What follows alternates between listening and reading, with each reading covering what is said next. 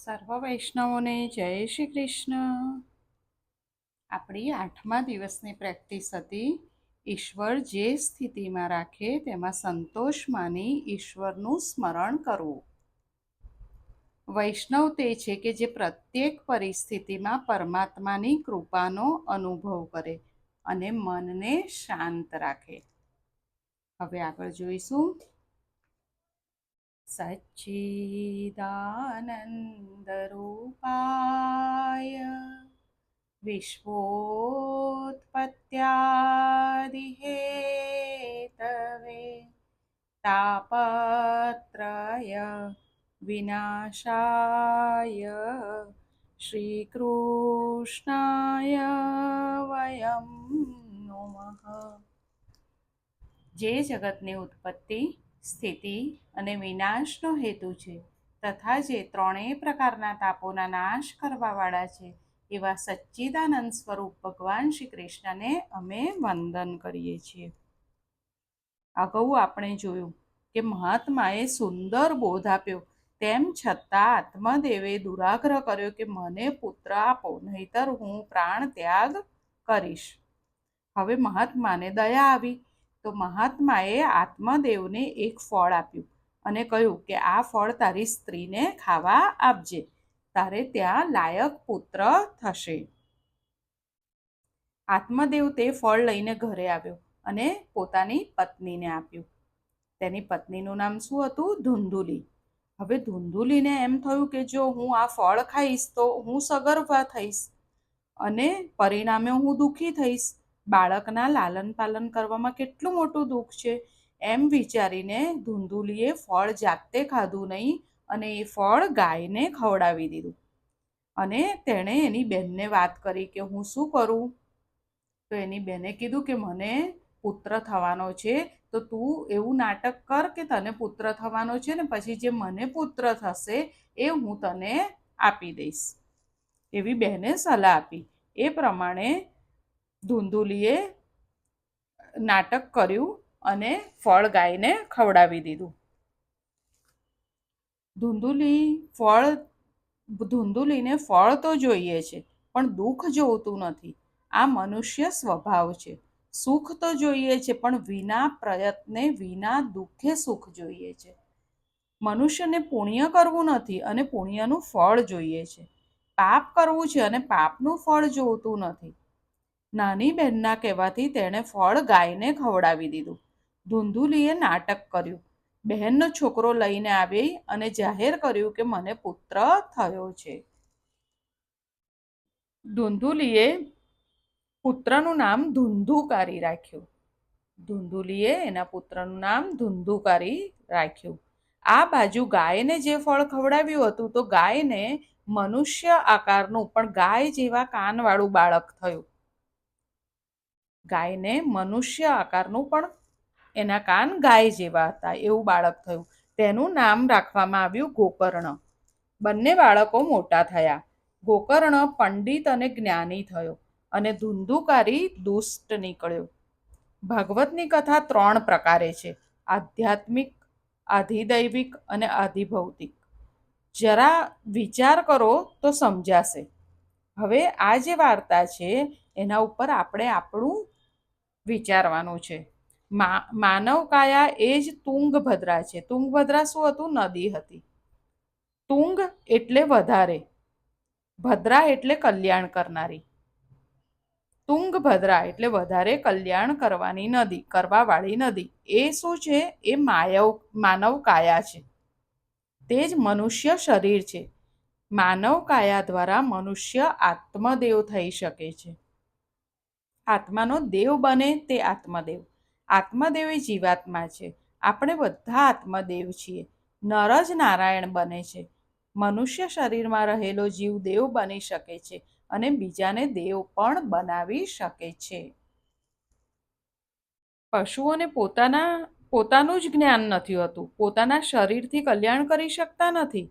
મનુષ્ય બુદ્ધિવાળું પ્રાણી હોવાથી પોતાના શરીરથી પોતાનું તેમજ બીજાઓનું કલ્યાણ કરી શકે છે. ધુઆ ફુઆ કરનારી, કુતર્કો કરનારી ધુંધુલી એ કોણ છે? ધુંધુલી એ આપણી બુદ્ધિ છે. દરેકના ઘરમાં આ ધૂંધુલી છે. ધૂંધુલી કથામાં પણ તોફાન કરે છે. આવી દ્વિધા બુદ્ધિ હોય, દ્વિધા બુદ્ધિ એટલે ધૂંધુલી, આવી દ્વિધા બુદ્ધિ હોય ત્યાં સુધી આત્મશક્તિ જાગૃત થતી નથી. બુદ્ધિ પારકી પંચાત કરે છે. પારકી પંચાત જેવું પાપ નથી.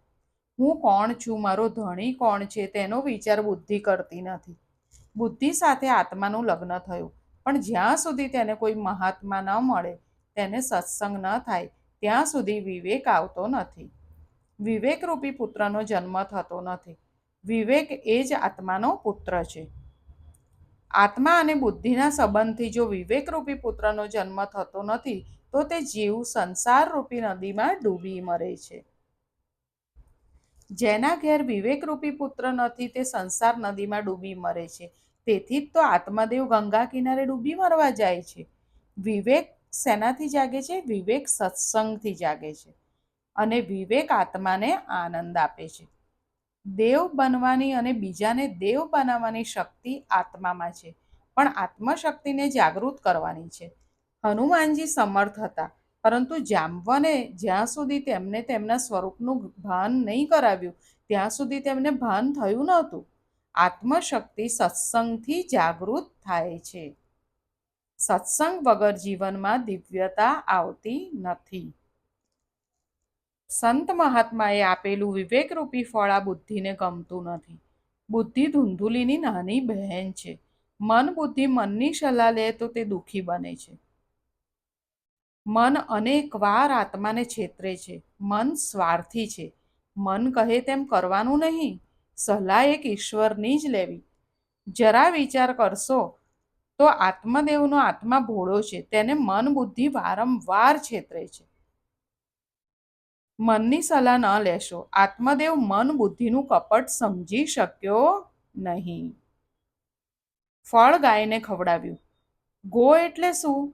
ગો એટલે ગાય, ગો એટલે ઇન્દ્રિય, ગો એટલે ભક્તિ વગેરે અર્થ થાય. ફળ ગાયને એટલે કે ઇન્દ્રિયને ખવડાવ્યું.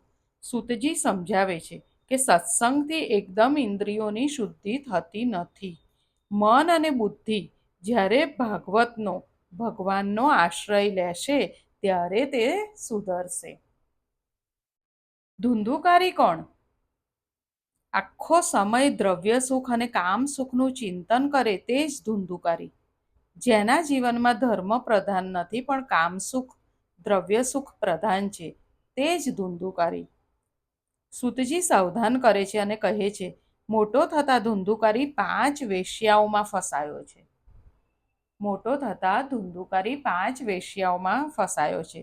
આ 5 વિષયો એટલે કયા? શબ્દ, સ્પર્શ, રૂપ, રસ અને ગંધ. એ 5 વેશ્યાઓ છે. આ 5 વિષયો ધુંધુકારીને એટલે કે જીવને બાંધે છે. તે મળદાના હાથે જમતો. ચોખ્ખું લખ્યું છે શબ હસ્તે ભોજનઃ. મળદાના હાથ કયા? જે હાથ પરોપકારમાં ઘસાય નહીં, તે મળદાના હાથ છે. જે હાથથી કૃષ્ણ સેવા થતી નથી, જે હાથ કૃષ્ણની સેવા ન કરે, જે હાથ પરોપકાર ન કરે, તે મળદાના હાથ જેવા છે. બીજા કયા મળદાના હાથ આવવાના હતા? ધુંધુકારી સ્નાન શૌચ ક્રિયાહીન હતો. કામી હતો એટલે સ્નાન તો કરતો હશે, પરંતુ સ્નાન કર્યા પછી સંધ્યા સેવા ન કરે તો તે સ્નાન વ્યર્થ છે. એટલે કહ્યું છે કે સ્નાન કરતો નહીં. સ્નાન કર્યા પછી સત્કર્મ ન થાય તો તે સ્નાન પશુ સ્નાન છે. સ્નાન કર્યા પછી સત્કર્મ ન કરે તો તે શું કામનું? સ્નાન ફક્ત શરીરને સ્વચ્છ રાખવા માટે નથી. સ્નાન કર્યા પછી સેવા નહીં, સંધ્યા નહીં, ગાયત્રી નહીં, તો એ સ્નાન નથી, પણ એ પાપ છે. શાસ્ત્રમાં સ્નાનના 3 પ્રકાર બતાવ્યા છે. ઋષિ સ્નાન ઉત્તમ છે. મળસ કે 4 થી 5 વાગ્યાની અંદર જે સ્નાન કરવામાં આવે છે તેને ઋષિ સ્નાન કહે છે. 5 થી 6:30 વચ્ચે જે સ્નાન કરવામાં આવે છે તેને મનુષ્ય સ્નાન કહે છે. અને સવારે 6:30 વાગ્યા પછી જે સ્નાન કરવામાં આવે છે તેને રાક્ષસી સ્નાન ગણાય. ભગવાન સૂર્યનારાયણ બહાર આવે તે પછી મનુષ્ય દાંતણ શૌચ વગેરે કરે તે યોગ્ય નથી. સૂર્ય એ બુદ્ધિના માલિક દેવ છે. તેની સંધ્યા કરવાથી બુદ્ધિ સતેજ થાય છે. સ્નાન અને સંધ્યા નિયમિત કરો. સમ્યક ધ્યાન એ જ સંધ્યા. નિત્ય સત્કર્મ વિનાનું ભોજન એ ભોજન નથી કરતો, પણ એ પાપ ખાય છે, એવું ગીતાજીમાં કહ્યું છે.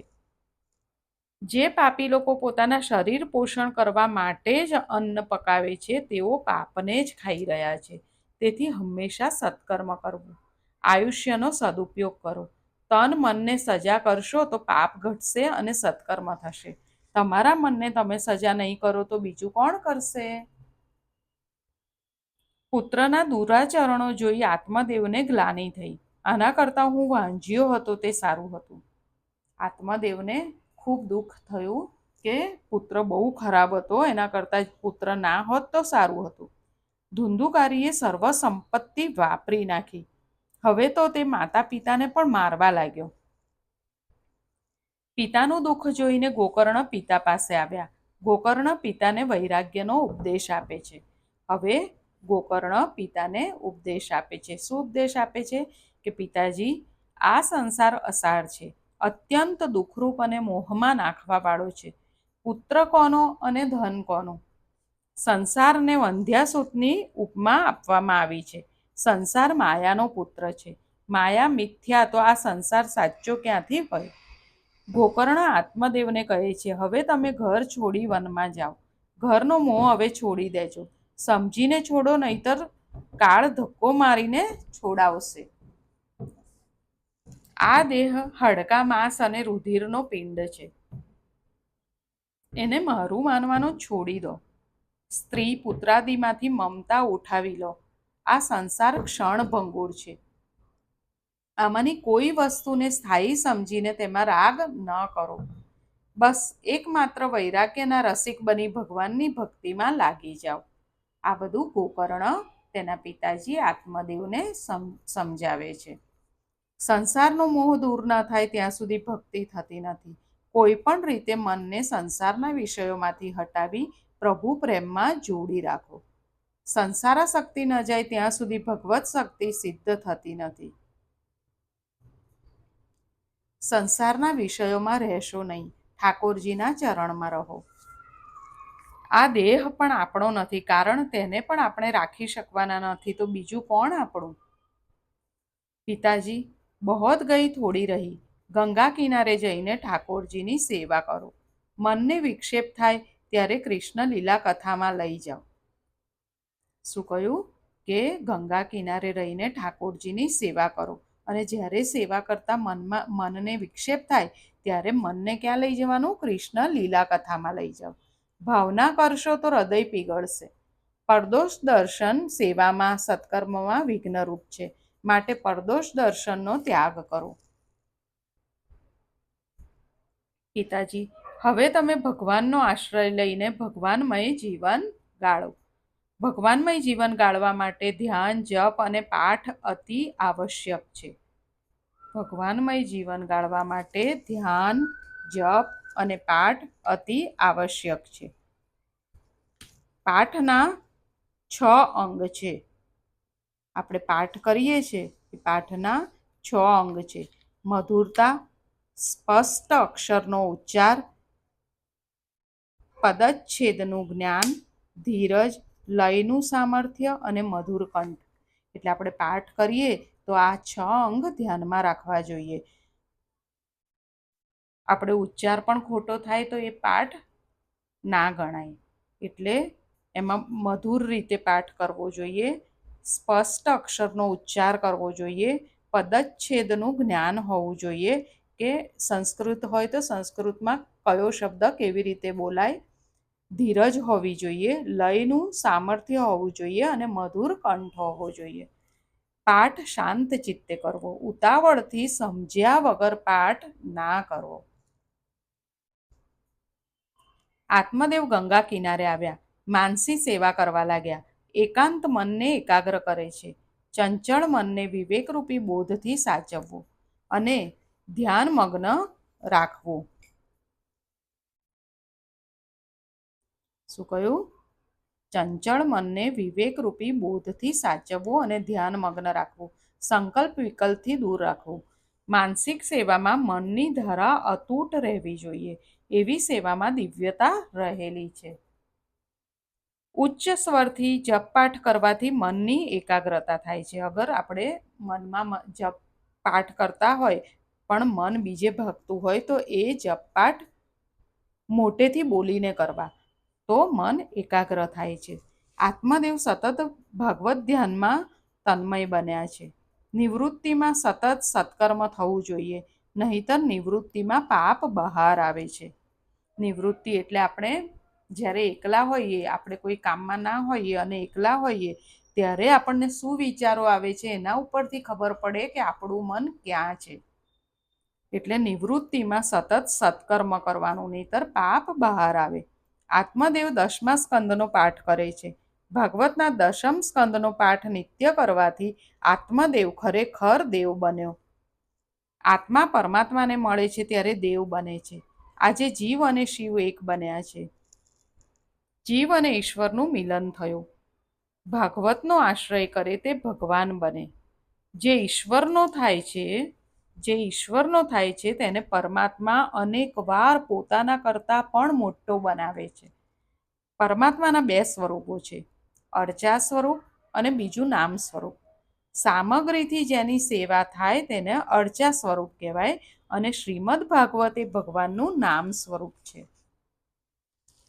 નામ સ્વરૂપ વિના સ્વરૂપ સેવા ફળતી નથી. નામ સ્વરૂપમાં જ્યાં સુધી નિષ્ઠા ન થાય ત્યાં સુધી સ્વરૂપ સેવામાં પ્રીતિ થતી નથી. આપણે સ્વરૂપ સેવા કરતા હોય ત્યારે આપણને આનંદ ના આવતો હોય તો કેમ આનંદ નથી આવતો? કારણ કે જ્યાં સુધી નામ સ્વરૂપમાં નિષ્ઠા ન થાય ત્યાં સુધી સ્વરૂપ સેવામાં પ્રીતિ થતી નથી. કેમ? કારણ કે નામ સેવાથી મન શુદ્ધિ થાય છે. મન શુદ્ધિ વગર સ્વરૂપ સેવામાં આનંદ મળતો નથી. સેવા કરવાવાળા સંસાર સાથે સ્નેહ કરે ત્યાં સુધી સ્વરૂપ સેવાનો આનંદ મળતો નથી. સેવા કરવી હશે તો સંસારનો સ્નેહ છોડવો પડશે. સંસારના વિષયો સાથે સ્નેહ કરો, પણ વિવેકપૂર્વક સ્નેહ કરો. જેમ કે અગ્નિ બાળે છે, પણ જો તેનો વિવેકપૂર્વક ઉપયોગ કરવામાં આવે તો તે ઉપયોગી છે. અગ્નિ ન હોય તો મનુષ્યનું પોષણ થઈ શકે નહીં. સંસારમાં જ્યાં સુધી દેહનું ભાન છે ત્યાં સુધી મનુષ્ય સંસારને છોડી શકતો નથી. જે મન માયાને સ્પર્શ કરે છે તે મનમોહનની સેવામાં જઈ શકતું નથી. મન વારંવાર માયાના વિચાર કરે છે ત્યારે તે મલિન બને છે. નામ સેવા એટલા માટે છે કે નામ સેવાથી મન શુદ્ધ થાય છે. શું કીધું? નામ સેવાથી મન શુદ્ધ થાય છે. જ્યાં સુધી સ્વરૂપ સેવામાં મન એકાગ્ર ન થાય ત્યાં સુધી નામ સેવા કરો. આજે અહીંયા સુધી રાખીએ. હવે આપણે શું જોયું, આજે શું શીખ્યા એ પાછું જોઈ લઈએ. આજે આપણે શીખ્યા કે આત્મશક્તિ કેવી રીતે જાગૃત થાય. આત્મશક્તિ સત્સંગથી જાગૃત થાય છે. એટલે સત્સંગ આપણા જીવનમાં ખૂબ જ જરૂરી છે. બીજું શીખ્યા કે કોઈ વસ્તુમાં રાગ રાખવો નહીં. કોઈ પણ વસ્તુમાં રાગ રાખવો નહીં.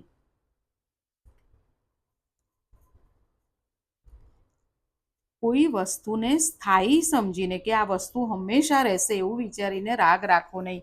કારણ કે કોઈ વસ્તુ સ્થાયી નથી. આ સંસાર ક્ષણભંગુર છે. અને ત્રીજું શું શીખ્યા કે જ્યાં સુધી સ્વરૂપ સેવામાં મન એકાગ્ર ન થાય ત્યાં સુધી નામ સેવા કરવી. સ્વરૂપ સેવામાં જ્યાં સુધી આપણને આનંદ ના આવે ત્યાં સુધી આપણે નામ સેવા કરવી. એટલે પ્રભુનું નામ કરવું, પ્રભુનું જપ કરવા. જપ કરવાથી, નામ લેવાથી શું થાય? આપણી મન શુદ્ધિ થાય. અને મન શુદ્ધિ થાય એ પછી આપણને સ્વરૂપ સેવામાં આનંદ આવે. તો આજે આપણે આ શીખ્યા. આપણે આની પ્રેક્ટિસ કરીશું. ફરી જલ્દી મળીએ. સૌને જય શ્રી કૃષ્ણ.